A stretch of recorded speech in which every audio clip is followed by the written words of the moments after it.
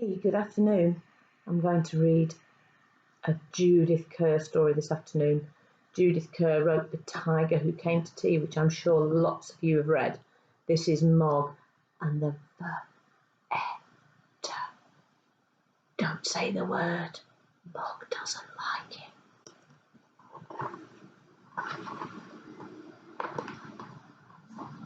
One day, Mog was in the garden, tried to catch a butterfly.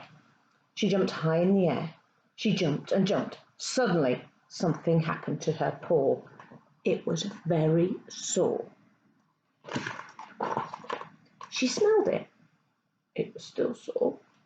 Then she licked it, and it was still sore. She tried to walk on it, but it was very, very sore. Mog thought, I've got 3 other paws. I'll walk on them instead. What's the matter with Mog? Said Nicky. Debbie said, I think she's got a sore paw. Poor Mog, said Mr. Thomas. Let me see. But Mog wouldn't let anyone see her paw. It was too sore. Oh dear, said Mrs. Thomas. If it's no better tomorrow, she'll have to go to the V.E.T. She said V.E.T. instead of vet, so that Mog wouldn't understand. Mog hated going to the vet, but Mrs. Thomas thought she probably couldn't spell. That evening, Mog did not want to eat her supper because her paw was too sore. It was so sore that she couldn't sleep. In the morning, she did not eat her breakfast. She just lay on the floor feeling sad. Look, there she is, look.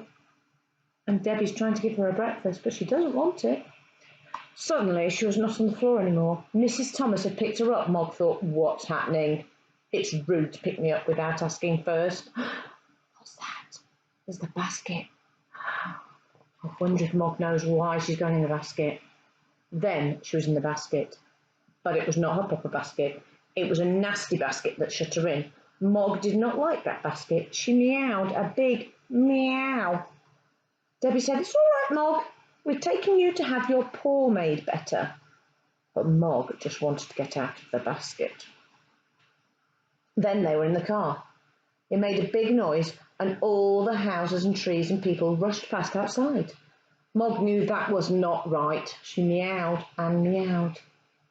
At last the houses stopped rushing past, and suddenly Mog was in a room.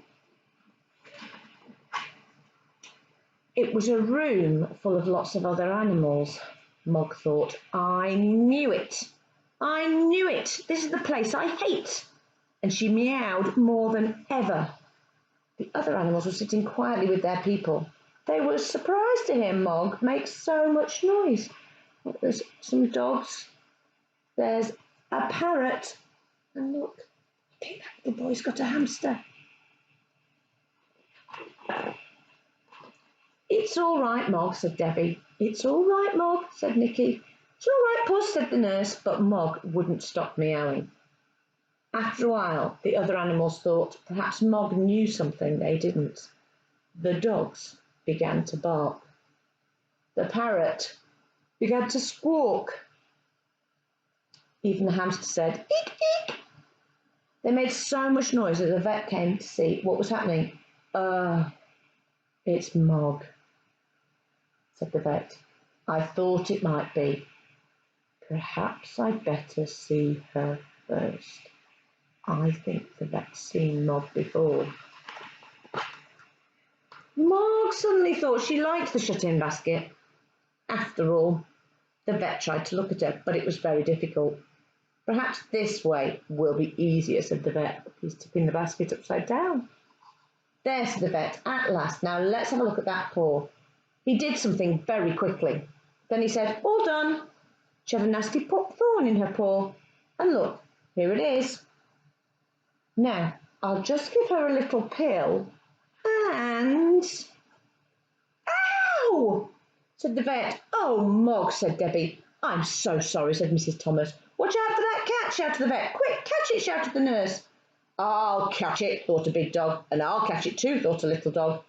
But I'll catch it first. called a third dog. Oh no, look, they're all chasing Mog around the vets. She's knocked into the lady with the bird and the bird's escaped. And the little boy is desperately trying to hold on to his hamster, look. Don't want that hamster to get lost. Heel, sit, stay, come back, shouted the dog's people. But the dogs took no notice. They're all going wild, shouted the nurse. The hamster got mixed up in the rush, and the vet got mixed up in it too. Oh no, the vet's fallen over, and look where Mog is. Up on the top of the cupboard. Stop! We can't have animals going wild, said the vet. The dogs' people all shouted, heel, sit, stay, and come back again, and after a while, the dogs all stopped. Come on, Mog, said Nicky. You're a very silly cat. Back in your basket, said Debbie. Oh, look where the hamsters ended up.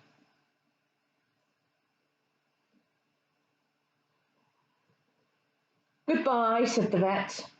I think she'll be all better in the morning after a good night's sleep. And that night, Mog did have a good sleep.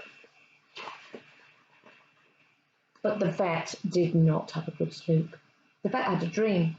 It was a dream about wild animals. His waiting room's full of them, look. Porcupines, pandas, tigers with poorly tails. What other animals can you see in there? Wonder if you can name them all.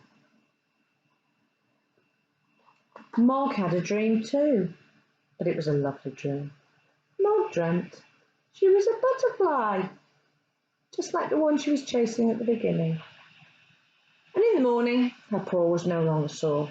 It was not sore when she licked it. It was not sore when she jumped in it. It was not sore when she jumped up high. She was better.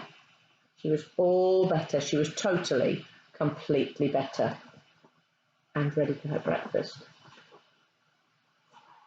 And the vet was almost better too. Poor vet.